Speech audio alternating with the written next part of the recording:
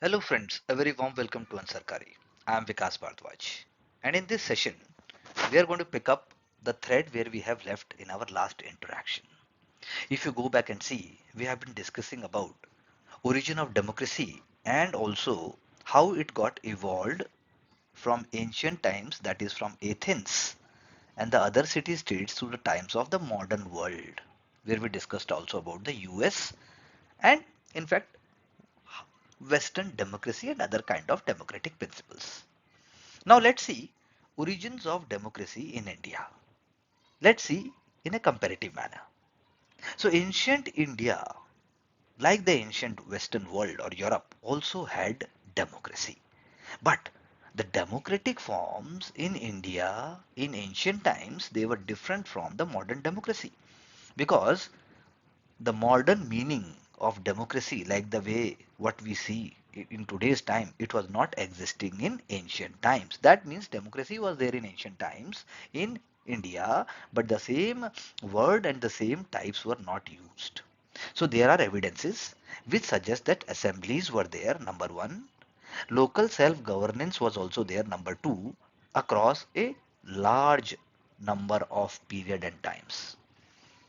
So the question is, if democracy looked very different in the past, that means in ancient India, it was different kind of democracy than today's India, which feature would you keep for today? If I give you a chance, you will make a list of the features in ancient India, features in modern India. After certain reading, you will be able to do that. So do this question and show it to me. Let's talk about Sabha and Samiti. That means early assemblies. So what is Sabha? A council of elders. Sabha means council of elders which is making community decisions. That means what kind of trade practices, what kind of social behavior, what is moral duty, what kind of agriculture practices, what kind of taxes, what kind of behavior, like the way in today's time. So that is what community is going to do. And what is Samiti? Samiti is the larger assembly of community member which are handling war and peace. Very important. Samiti is handling war and peace. So membership, rulers, merchants, peasants, and the decision is made by consensus. That means everybody is arriving at a decision after discussion. My question to you is, would consensus based decisions be faster, like everybody is doing decision making together, or they will be fairer, faster or fairer? Fairer means whether they are more justified or not justified. Then majority voting. If majority is voting for certain decision, it is a good thing, or whether it is a consensus based decision, everybody is arriving at the decision together. So do try to answer this question also. Let's talk about panchayats. Panchayat means local self-governance. That means village level institutions for dispute resolution and for welfare. Two things panchayat do. They solve the problem and they also look for welfare measures. So it is composed of five elected members. That is why it is called panchayat, and it is responsible for community decisions. So what are the root principles? That means basic principles of panchayat. That means consensus, everybody is sitting, deciding, and mutual agreement. That means mutually we agree with each other. Mutually we decide what is good for the village, what is good for the villagers. They are guiding the local governance. So, so even today, if I ask you, in modern India, in modern cities, are they using panchayat style council to solve neighborhood problems? Panchayat style council is there. You think about a municipal corporation, say municipal corporation of say Hisar, municipal corporation of say for example Nagpur, or even do you think panchayat style council is there when we talk about decision making of Gurugram, or for that matter Madurai? So think about it and try to write a short note. Let's talk about Vedic period political structures. Vedic period, ancient India, 1500 to 500 BCE. So Vedic period political structures. Do we find archaeological evidences? Yes, but are they having any kind of literary evidences, direct literary evidences? No. So archaeologically we can find something of Vedic period, because Vedic period we find some archaeological evidences that this was the Vedic period, but it is very difficult to say that exact and at that time what kind of literature was there. That is only coming down through ages. Society was divided into clan and tribes. It is called Jan and it is ruled by Sabha. As I told you, Sabha means Council of Elders. So, the early political practice, that means the first and a deliberate political practice was of consultative. Consultation is there and deliberative institutions. That means institutions are based on the ideas of Sabha and even ideas of Samiti is there. So, my question to you is how would decision making change if every clan had a Sabha today? Like if we say that every clan if is going to have a Sabha today, so decision making would become faster or decision making will be chaos. What kind of support you will do? Similarly, republics and Mahajanpadas, that is before 6th century BCE. Something is called AD, that means Anno Domini, after death of Jesus Christ, and before that we call it BC. That is a time period. So BC, we are talking about BC, before 6th century BC. Mahajanpadas are there, 6th century BCE. Some ancient Indian polities functioned as republics. Mahajanpadas before Buddha's times. So Vaishali, as I told you in our previous lecture also, in the present day Bihar is one of the earliest republics where decision making was done in a local manner. So what are the systems? Sangha, Buddhist Sangha also used republican ideas or you can say democratic ideas. Gana, गण से क्या बना गणराज्य. गण means group of elders, group of clan head or group of family head coming together, and even that is why panchayat. So these all three words they are linked with the ancient Indian democratic systems. If I ask you a question, what challenges would a republic face in a pre-modern economy? Pre-modern economy. So modern economy mein hint, I will give you one hint. Modern economy is characterized by capitalism. Modern economy is characterized by money economy. Now you think how pre-modern economy will survive and what kind of republic it would be. Let's have some external observations and examples. So Greek writers in the 4th century BCE, they described Sabarekhe, Sabarcae. You please write down this word, very important. And Sambastai. This is the region in Pakistan or you can say today's Afghanistan as democratic. They were saying Sabarsei and also Sambastai. These are the regions which are following democratic principles and not regal. Regal means kingship. Uh, Regal means aristocratic, but they are saying democratic. So Tibetan historian Taranath, he also talks about Gopal. Gopal means one of the Pala rulers, first Pala ruler who is elected in a democratic manner, where people will be coming together, head of communities will be coming together, and they will say, "We want Gopal to become a ruler." That is called democratic. So, why external observers describe unfamiliar political forms? Okay, why unfamiliar? Because these are not present everywhere. This Sabareke and Sambaste and even the idea of Pala ruler Gopal, it is not prevalent all over India, but still we call it democratic. Why? Why we call it democratic? I give you one answer. If you see our lecture carefully, you will find that certain principles are common, which are found in all democracies, and probably they are following those principles. That is why we call them democratic. Let's have a scholarly view of Mulberger. Stephen Mulberger, he is saying before 4th century India, that means 4th century AD, India had a varied, that means different type of self-governing polities, quasi-democratic institutions. What is quasi? Quasi means half, or you can say semi.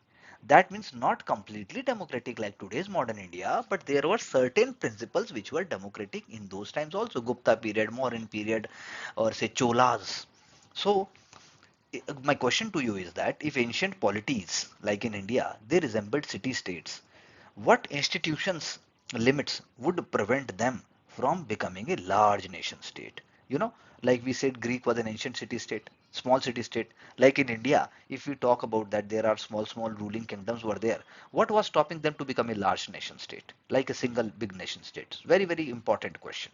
Like Cholas, different rulers, Palas, different, Pallavas, different. So different time period in India, there will be not all the time there will be one big empire, but there will be very small kingdoms, big kingdoms also. But why? What was stopping them to become a large nation state? Think about it and think about those principles which you think are important for a democracy, and you will find the answer. We will discuss. Let's see Mauryan development under Ashoka. 322 to 185 BCE. Remember this date. So what Ashoka promoted? Social welfare. Very important word. Today also Government of India is promoting social welfare. Our constitution also promotes social welfare. Public participation in governance. That is also very important. So regional administration, that means if Mauryan Empire is a big empire, if you Google and find the map of Mauryan Empire, you will find that there were capital and other big regions under Mauryans. So officers were based on merit. They were not based on birth. They were not based on religion. That is why we call social welfare. And Ashoka is also encouraging town and village councils. We have discussed about village council. You just go back and see. It was actually encouraging them that you manage your local affair on your own. What do you mean by local affair? Local sanitation, local market, agriculture practices, and how you live with fair practices and harmony. That is what they would say. So my question to you is, may merit based appointments or electoral accountability, that means election must be fair, they improve the local administration? How? So the question is, would, if you say yes, please give one example. So are there any limits to these ancient practices? We are talking about so many ancient practices. So democratic practices often excluded women, they excluded Shudras, and also excluded lower caste groups. They also excluded foreigners who were coming to India, whether traders and otherwise. So participation and representation, they were limited in scope and they were uneven across regions and periods. So you can't say Mauryan period is same like Gupta period, or you can't say Gupta period is similar to Cholas, or you can't say Cholas were similar to Pallavas. They all were having certain similarities and certain differences. But my question to you is, how should modern democracy, like India is a modern democracy, it should address the problem of exclusions? If it has to become more inclusive, what it should do when we compare with the ancient times? So when we come to medieval period after ancient time, that means Akbar's time period or Mughal rule, then also some rulers will be allowing local participation through village councils. For example, Todarmal. Todarmal was a name of a very important, very important, I should say, he was a minister, he was a statesman, and even Rajputana rulers were also there. Similarly, in Mughal time, there were other groups also. So, great Shivaji, Chhatrapati Maharaj Shivaji is also another example. So they also promoted democratic principles. So from 18th century, British colonial rule came to power. They eroded means they finished, they went on to crush our indigenous institutions like village assemblies, like panchayat and so forth. And that is how modern democracy came up in India. My question to you is, when large external powers like British, they reshape institutions like village institutions, panchayat and so forth, what survives and what is not surviving? Very big question. So try to think that before British rule what was there, during British rule what was there, and during today what is there, and then try to write a short answer. Similarly, post independence, today we are having constitutional democracy. That means we are having democracy from 1950 onwards. So India adopted a democratic constitution designating India as a sovereign socialist secular democratic republic. Our institutional design, that means our democratic structure is based on federal structure. That means state are also there, center is there, separation of power between judiciary, executive and legislature. We have a bicameral parliament, that is Rajya Sabha and Lok Sabha. We have independent judiciary, that is we have a single centralized judiciary, and we have a free press also, which is called fourth pillar of democracy. We have regular elections, we have diverse electorate established in India, and we are one of the world's largest democracies, as I already told you. अब question है, which constitutional safeguard matters to most? Which constitutional safeguard matters most to sustain democracy in a diverse society like India? You write down this question and try to answer this. What are the challenges if I talk about continuing challenges and adaptation in 21st century? So first comes corruption, is a very important issue, very important issue. The government since last one decade, it has been bringing new and new practices. For example, digital economy is actually discouraging corruption. Social inequality, that is also very important, which we are trying to discourage. Elimination of poverty and so forth. Political polarization, that means one community is bad, other community is good, such kind of idea have no space and no place in Indian democracy. So what we can say, Indian democracy has evolved but it continues to adapt to citizens' changing needs. So do you agree with this? So that is why my question in the end to you is, if you could introduce one reform as an officer later on to strengthen substantive inclusion in India, that means I want this reform must be there so that Indian democracy become one of the best and one of the most sustainable and inclusive. What would be that? And why would you like to bring that reform? Please write this answer and we will discuss further. Thank you very much. Make your own notes, revisit the lesson more than once, revise all previous lessons before going further, and I'm sure you will get success. Thank you very much.